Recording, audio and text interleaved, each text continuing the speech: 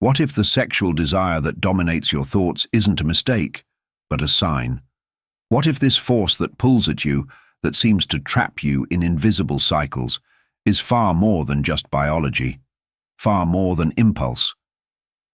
What if this intense desire, the one that arises in the quietest hours of the soul, is actually a weapon, a disguised form of spiritual warfare? Yes, chosen one. That's exactly what it is. You don't feel all this by accident. You were marked by something. The world doesn't understand, but the spiritual realm does. Since early on, you sensed something different within you. While others were distracted by the superficial, you felt things you couldn't explain. And today, sexual desire is not just a temptation. It is an invisible battlefield trying to pull you away from your divine calling. Maybe no one ever told you this. Maybe you believed you were weak, impure, or lost. But that guilt does not belong to you. Because what you're facing is ancient, timeless, engineered. The sexual desire of the chosen is where the battle begins. And those who do not understand this get lost within themselves. So listen closely. If something inside you is vibrating, right now, if this message is revealing what no one ever dared to explain to you, comment below, "I feel this war." And if this lit a spark inside you, subscribe now. Because this video is not entertainment. It's liberation. You're about to understand why your desires are so intense. Why it seems like something sabotages you right at the moment of your rise. And once you understand this, you will never be the same. Chosen one. What if I told you that your sexual desire isn't just a feeling? That it's not random, not just instinct, not just human nature? What if the urge that rises within you is actually a frequency, a coded weapon, part of a larger, calculated war against your divine energy? You were never meant to blend in. You were never designed to be average. You were chosen to awaken, to rise, and to lead. And the forces that govern this world, they've always known that. That's why they've been targeting you from the beginning. That's why the attacks on your purity started so early. Before you even understood what desire was, something was already trying to hijack it. Why? Because your energy carries divine fire, and that fire threatens the darkness. Since childhood, you sensed something. You questioned the world while others followed blindly. You saw through the masks, through the illusions. You felt energies in rooms that no one else could explain. And that sensitivity wasn't a flaw. It was a marker, a signal. The world called you too much. But the truth is, you were simply awake in a sleeping world. And in that world, the truth is dangerous. Because truth breaks spells. So the attacks against you were never just physical. They came through emotions, through trauma, through thought patterns, through your own body. That overwhelming sexual craving you've been battling with? It's not just lust. It's a spiritual weapon. A seductive current engineered to pull you out of alignment, to drain your focus, to weaken your spiritual armor before you even step into your calling. But what they never expected is that you would start waking up in the middle of the war. That you'd begin to see through the programming. That you'd start asking, why do I feel so off after certain thoughts? Why does my energy crash after certain habits? And that awareness, chosen one, is where their power begins to break. Because once you're aware, you can no longer be manipulated the same way. That's why nothing satisfies you anymore. That's why pleasure feels shallow. The world feels fake, loud, hollow. Because your soul is starting to reject the illusion. You're not going crazy. You're evolving. You're waking up to the truth that sexual energy isn't the enemy. It's sacred. And the only reason it's been so relentlessly targeted is because it's the doorway to your power. They packaged it well, didn't they? Desire disguised as freedom, lust disguised as love, temptation hidden in music, movies, apps, and ads. It's everywhere, flooding your screen, your ears, your senses, and it's not by accident, it's by design.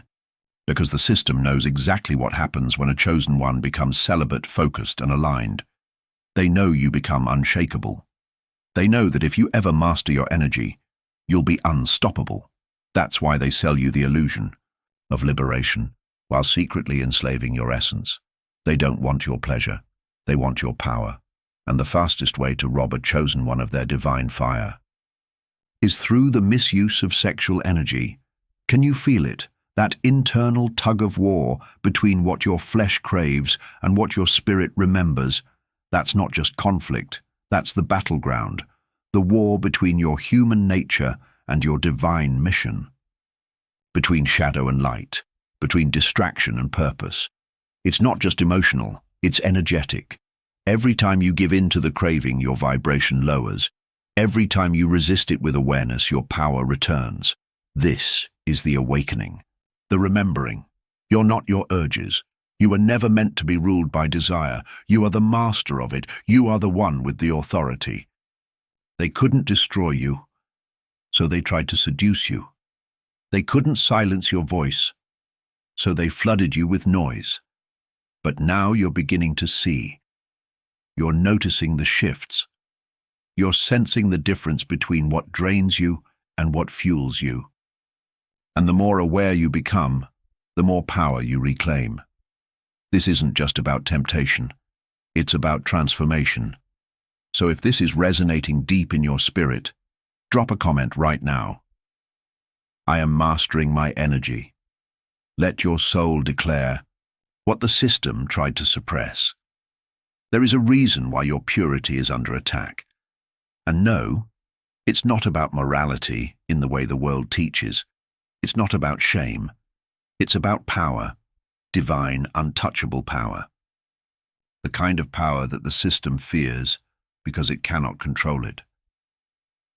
When your sexual energy is aligned, when it is not being wasted, scattered, or hijacked, it becomes a beacon.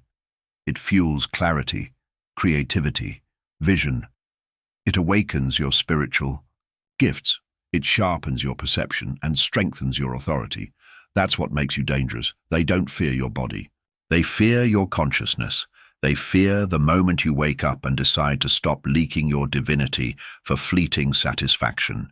They fear the version of you who chooses discipline over impulse, silence over noise, purpose over pleasure, because that version of you cannot be manipulated.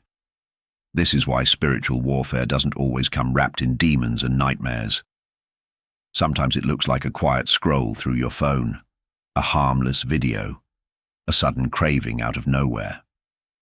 A whisper saying, just this once. Don't be fooled. Every time you choose self-control, you take back territory. Every time you say no to distraction, your soul remembers who it is. And with each choice, you rise, not just mentally or emotionally, but spiritually. You begin to vibrate above the system that tried to trap you, because sexual energy is life force. And when you transmute it, when you direct it toward your mission, it becomes fire, sacred fire, the same fire that guided prophets, the same fire that mystics protected, and the same fire they feared would awaken in you. You're not just here to survive your urges. You're here to harness them, to transform them into sacred momentum, because only the chosen have the strength to tame what was sent to destroy them, and you, chosen one, were born to tame fire. You feel the fire rising inside you, don't you? That friction, that internal resistance, the part of you that craves escape, colliding with the part of you that remembers why you came here. That's not confusion. That's the call. That's your soul waking up from a spell cast over you since birth. You've noticed it. The things that once thrilled you now feel empty. The people who once made you feel seen now feel distant. The habits you once used to numb yourself now leave you feeling even more disconnected. That's not failure. It's evolution. Your spirit is outgrowing the illusion, and yes, it hurts. Because breaking spells always hurts. Stepping out of darkness and into truth is always messy. You're not losing your mind. You're regaining your soul. This is why pleasure no longer satisfies you. Why the world feels too loud, too shallow, too artificial. Because your soul is rejecting what once sedated it. You're not meant to escape. You're meant to rise. It's not about being perfect. It's about becoming aware. It's about choosing, moment by moment, the version of you that was once buried under programming and pain. You weren't sent here to live in addiction. You were sent to break it. You weren't created to be controlled by urges. You were chosen to remember your divinity and walk in it. The world tells you to chase, to indulge, to feed the flesh and forget the soul. But you are being called to something higher, something that whispers through your discomfort.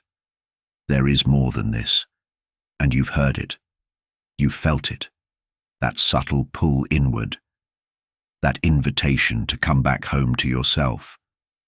Don't ignore it. Follow it. Because what's coming next is the moment your fire becomes your fuel. Chosen one, the fire you feel, that heat in your body, that craving that rises like a storm, was never meant to consume you. It was meant to fuel you, to awaken your divine potential. You've been taught to run from it, to bury it, to be ashamed of it. But what if the fire is sacred? What if the very thing that tempts you is also what will elevate you? You see, sexual energy is not evil. It is divine force, misdirected. It is raw life force in need of mastery. And you are not weak because you feel it. You are powerful because you're learning to hold it without being controlled by it. Every time you choose not to bow to lust, you choose to align with legacy. Every time you rise above your urges, you open space for your true self to enter. This is what they never wanted you to know, that your craving can be transmuted into creativity, your hunger into healing, your passion into prophecy. This is alchemy. This is the mystery behind every mystic, every prophet, every chosen one who walked with presence and authority. They all passed through this fire, and instead of letting it burn them, they let it forge them. Yes, it's messy. Yes, it's uncomfortable. Yes, you will fall at times, but every time you rise again, you come back stronger, clearer, more refined, and the world begins to shift around you. Not because you're chasing it, but because now you're radiating from within. Your power is no longer leaking, it's building. Your energy is no longer scattered, it's focused. Your presence begins to speak louder than your words. People feel you without knowing why. Some are drawn to you, others are repelled. That's not your concern, because your mission is not to be understood. It is to awaken. Let them misunderstand. Let them mock your discipline. Let them question your silence, because they have no idea the kind of spiritual warfare you are overcoming just to walk in truth. You were not born to burn in lust. You were born to rise in light. There's a reason why, no matter how much you indulge, you still feel empty afterward. A reason why, even after satisfying the craving, a strange silence follows. A spiritual silence. As if something sacred was lost in the process, even if no one sees it. Even if you pretend it doesn't matter. That's not your imagination. That's your soul speaking. Because your spirit was never designed to be fed by imitation light. The world keeps offering distractions, quick highs, shallow connections, endless scrolling, hoping you'll never slow down long enough to feel the ache underneath it all. But you've started to feel it anyway, haven't you? That ache isn't lust. That hunger isn't weakness. It's longing, spiritual longing, the cry of your soul calling you back to your divine self. It says, stop giving your power to temporary things. It pleads, remember who you are. You've tried the world's solutions, and they didn't work. They left you with more questions than peace, more guilt than joy. Because you weren't made for casual energy exchanges or empty stimulation. Your soul is too ancient, too sacred, too royal. And maybe you've wondered, why do I feel this way when no one else seems to? Why does this hurt me deeper? Why am I more sensitive to temptation, energy, and silence itself? Because you were coded differently. You carry an assignment sealed into your spiritual DNA, and that assignment requires your clarity, your purity, your power. That's why everything around you has been trying to steal it, twist it, hijack it, before you even knew what it was. But the fact that you're feeling the ache, the emptiness, the disconnection, is proof that you're awakening. That you're no longer sedated by what once numbed you. And now that you're awake, you can't go back. You're no longer a seeker of pleasure. You're a guardian of purpose. Chosen one. No one told you that awakening would feel like breaking, that becoming whole would first mean falling apart. That healing wouldn't come wrapped in peace, but in pieces, sharp, uncomfortable, exposing. But that's how the soul purges what doesn't belong. You were programmed to believe that desire equals love, that craving equals connection, that satisfaction could be found in moments. But that's the trap, because lust mimics intimacy. It opens the body, but closes the soul. It offers the illusion of union, but demands your energy in return. And for someone like you, someone marked with a divine assignment, that trade is far too costly. Each time you surrender to the temporary, you delay the eternal. Every escape pushes your higher self further into silence. And though your body may feel good for a moment, your spirit begins to grieve. Not from guilt, but from disconnection. This is not about shame. This is about recognition. This is about waking up to the truth that your desires were never evil. They were simply untrained, wild energy seeking direction, a fire with no altar to burn upon. But now you're remembering the fire isn't meant to destroy you. It's meant to build you. That within your passion is the seed of creation. That your very urges, when mastered, can birth healing, vision, and legacy. You feel deeply because you're meant to create deeply. You crave intensity because you carry it within you, but the world taught you to waste it on flashes of pleasure instead of purpose. It's time to reverse the flow, to rise from the ashes of false satisfaction and step into the sacred fire of transformation. This fire won't burn you, it will forge you. Chosen one, there is a shift happening inside of you. You've felt it, not as noise, but as clarity. Not as excitement, but as stillness. A deeper knowing that the version of you who used to be ruled by urges is fading. And in its place, a new presence is emerging, stronger, sharper, unshakable. This is the reward of discipline, not applause, not validation, but clarity. The kind of clarity that turns confusion into discernment, the kind that silences the noise of the world and tunes you into heaven's frequency. You begin to see with different eyes, hear with a new depth, feel with a divine compass. You don't just react anymore, you read energy, you sense spirits, you discern intentions before words are even spoken. This is not paranoia. This is spiritual maturity. You are evolving into someone who no longer asks, "Does this feel good?"